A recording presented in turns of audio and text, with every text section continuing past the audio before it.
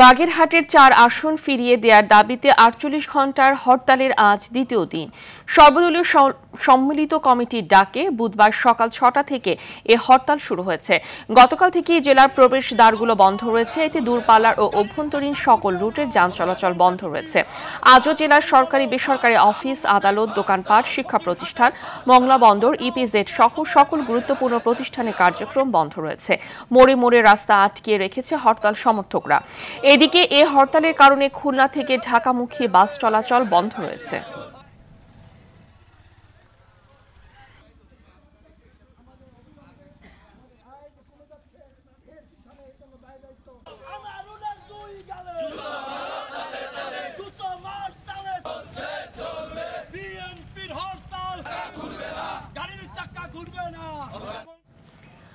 হরতালের বিষয়ে আরো জানাতে বাগেরহাট থেকে যুক্ত হচ্ছেন সহকর্মী শামসুর রহমান। শামসুর, হরতালের কি অবস্থা দেখছেন আর যান চলাচল বন্ধ থাকায় জনজীবনের দুর্ভোগ কেমন দেখছেন জানাবেন।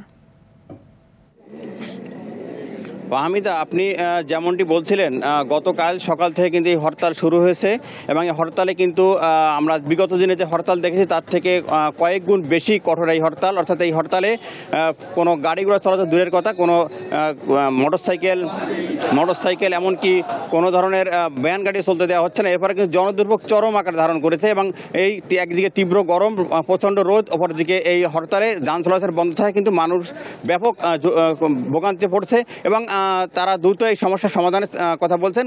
আমরা এখন দাঁড়িয়ে আছি বাগেরহাট জেলা প্রশাসক কার্যালয়ের সামনে। এখানে কিন্তু সর্বদলীয় সম্মিলিত কমিটির কিন্তু নেতৃবৃন্দ রয়েছেন। তারা কিন্তু গতকাল সকাল থেকে এই কার্যালয়টি অবরুদ্ধ করে রেখেছেন এবং বাগেরহাটের সকল দোকানপাট কিন্তু এখনও বন্ধ রয়েছে।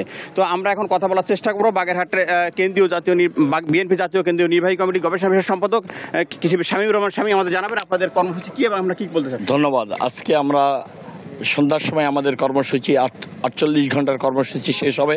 তার পূর্বেই 12:30টার মধ্যেই আমরা সর্বদলীয়ভাবে সর্বশ্রেণী পেশার মানুষ আমরা আবার বসে পরবর্তী কর্মসূচি আমরা গ্রহণ করব।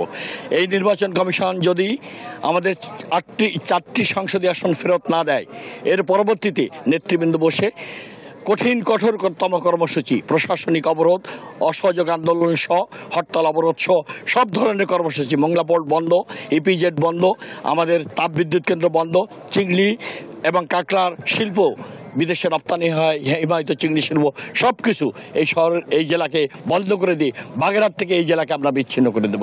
এই জায়গায় নির্বাচন কমিশন যেন আমাদেরকে ঠেলে না দেয়। এখনও শুভবুদ্ধির উদয় হবে বলে আমরা আশা করি, বাগেরহাটবাসী আশা করে।